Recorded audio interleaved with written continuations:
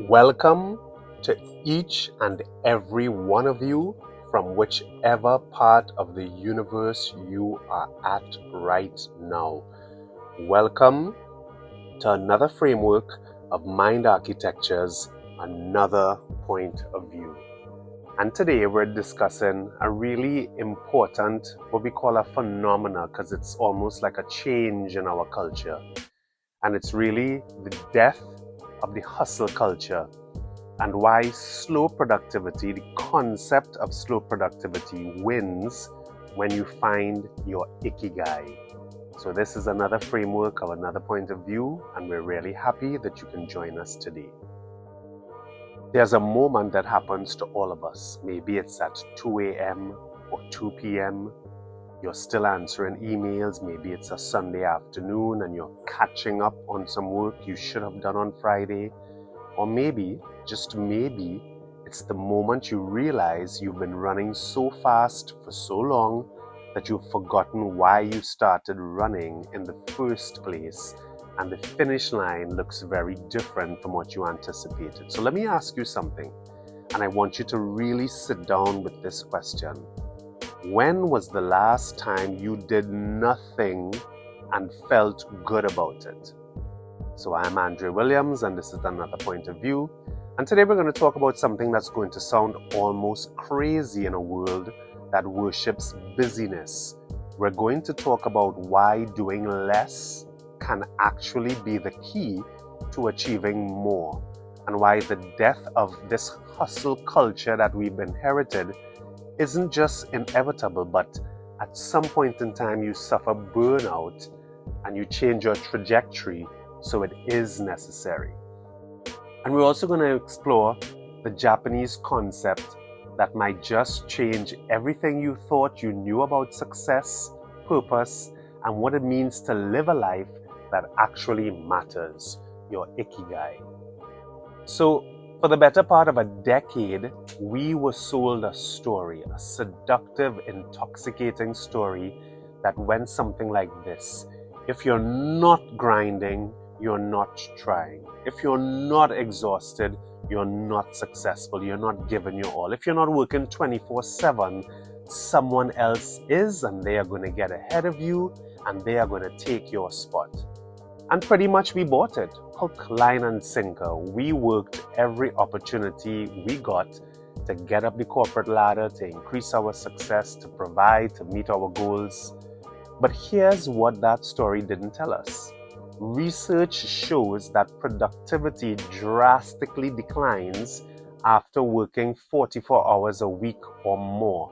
It doesn't just plateau, it declines. You're actually getting less done the more you push at a certain point.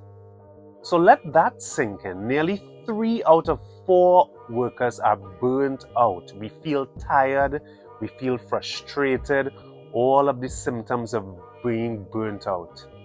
So the kind of exhaustion that doesn't go away with a weekend, that kind that seeps into your relationship, your health, your sense of self, and it grinds you essentially to a halt.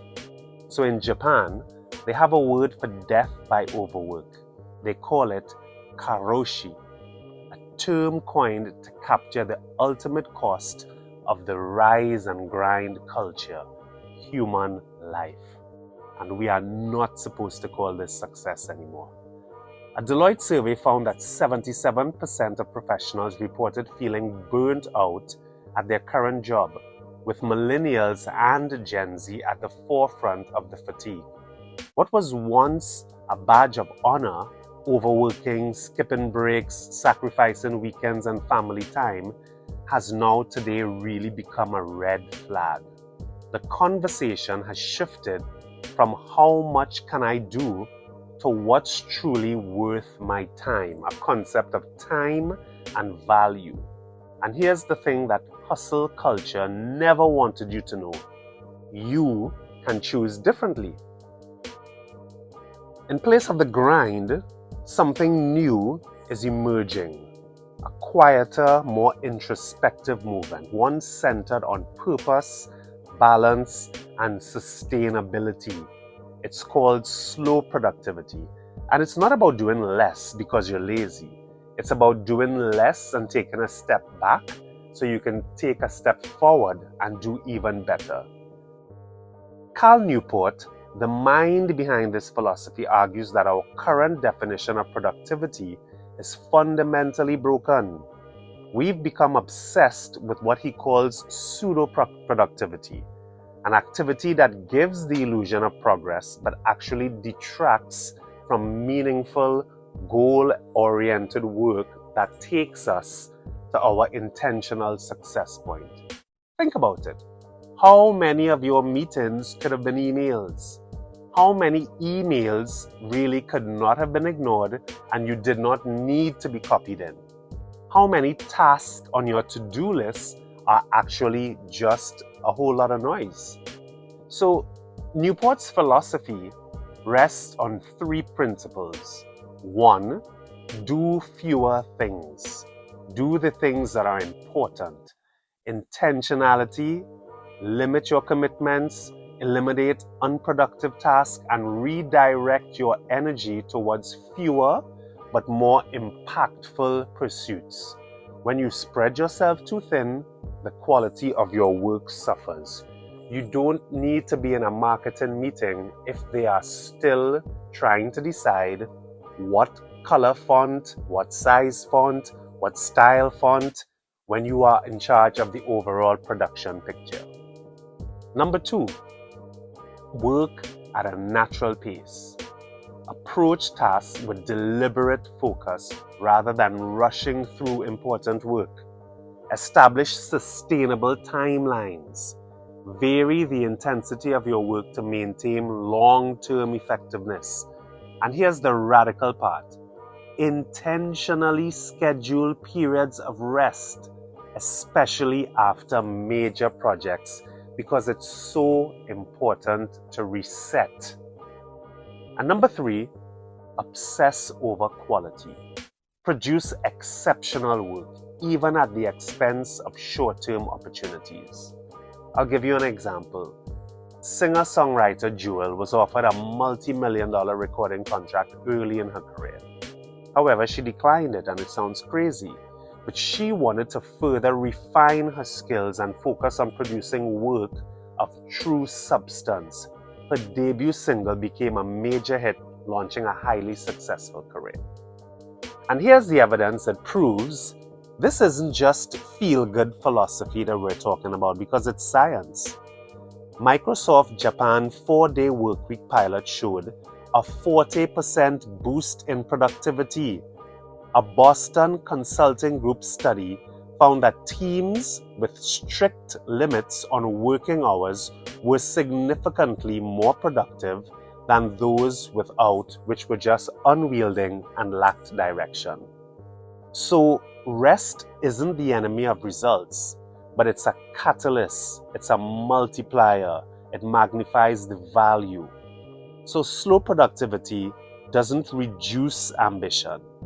It refines it, it refocuses on it. It's about choosing intention over inertia, purpose over pressure, meaning over mere motion that just wanders along. And this is where the real magic happens, folks, because when you stop running, you can finally see where you are actually going, and the goalpost stops moving. So let's talk a little bit about Ikigai here. Ikigai, we've been hearing the word, that Japanese framework, we've been seeing all of the circles, we've seen it floating around. So it's that 4-circle diagram with what you love, what you're good at, what the world needs, and what you can be paid for. And once you answer those 4 questions, it now intersects and it brings you all where they overlap to finding your purpose, finding your Ikigai, your reason for being, your one true path. But here's something that might surprise you as well. In Japan, Ikigai is often something much lighter than the Western interpretation. It's not necessarily this solemn, life-defining mission. It's not. It's more like, what gets you through the day? What do you look forward to after a long one? There are, in fact, two kinds of Ikigai that we're going to break down today. So the big Ikigai with familiarity is the purpose-driven life, the legacy project, the stuff of memoirs and documentaries. And then there's the small Ikigai. There's that one cup of tea or a walk or a chat with a friend or a quiet moment with a book or a conversation that makes you feel great. Research consistently shows that people with a strong sense of purpose experience greater well-being, resilience, and life satisfaction. Your Ikigai positively influences depression scores, cultivates a sense of purpose, and enhances well-being and life satisfaction.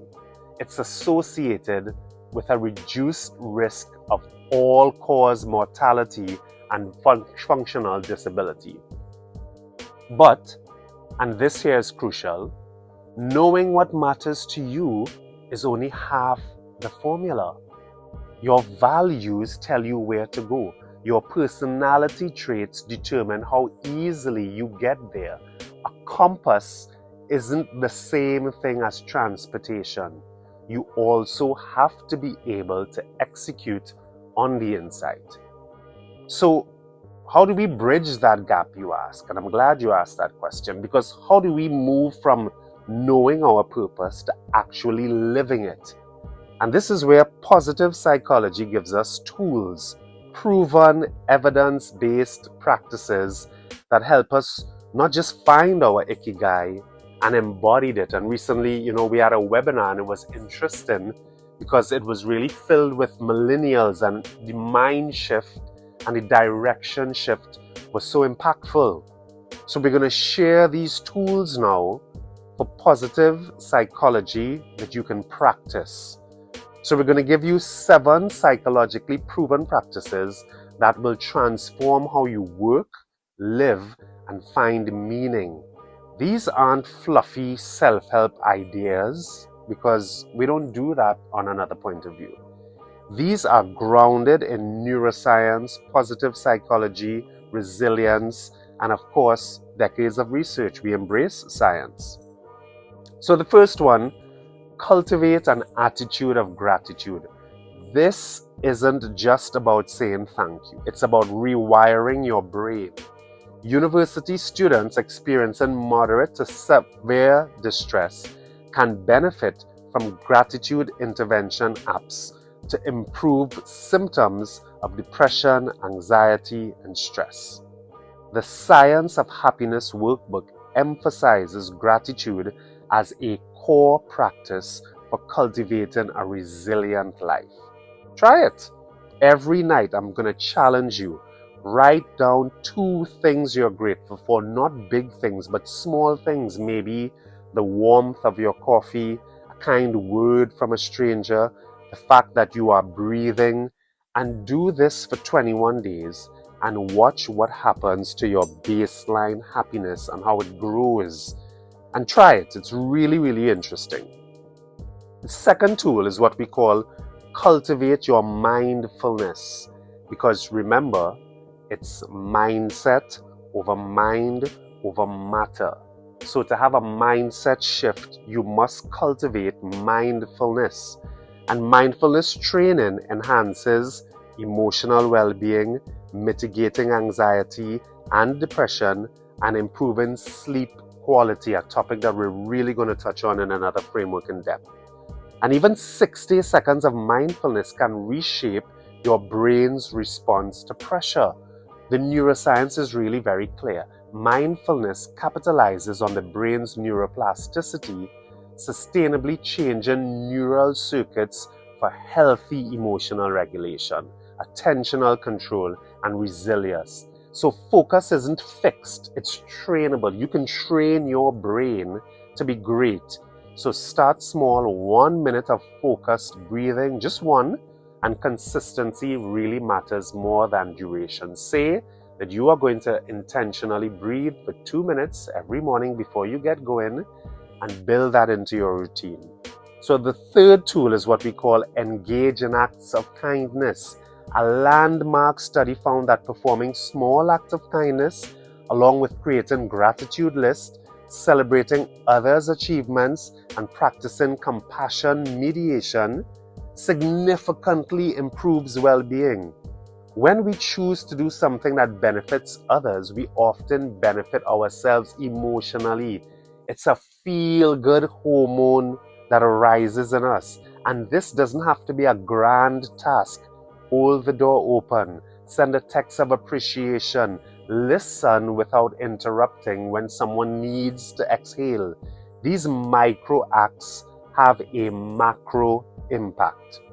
And number 4, nurture positive relationships.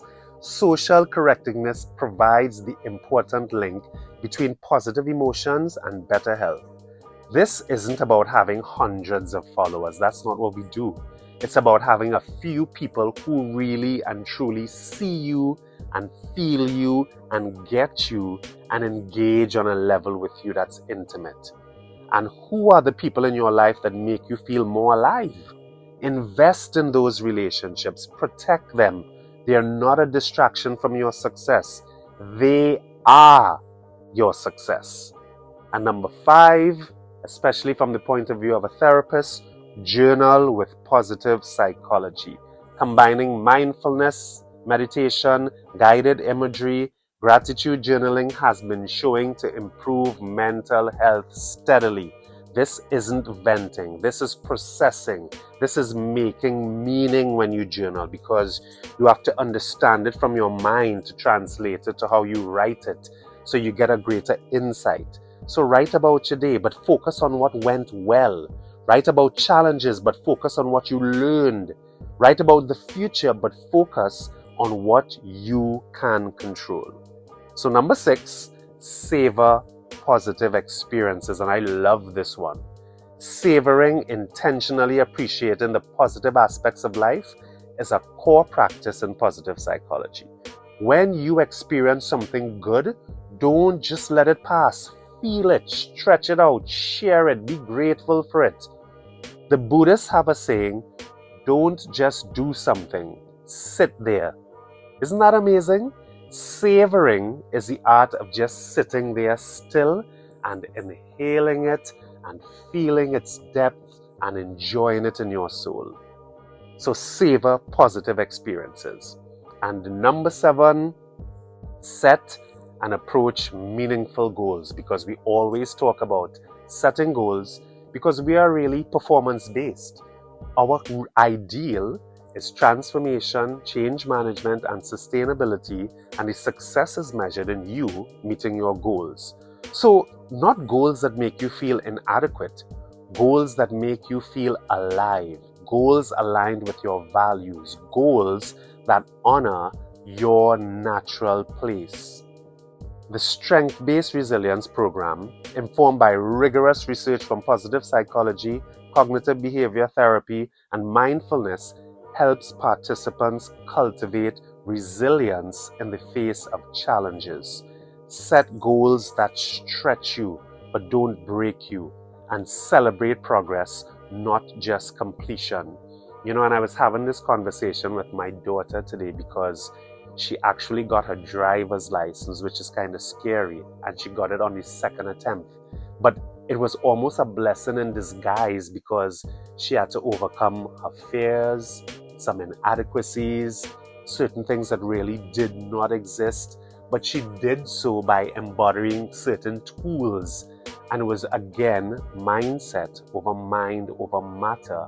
And these skills now that she can trust in herself and trust in these tools, will only increase her enthusiasm, her resilience, her confidence to really set meaningful goals that she can go after and achieve. So I'm really proud of her, and I wanted to share that.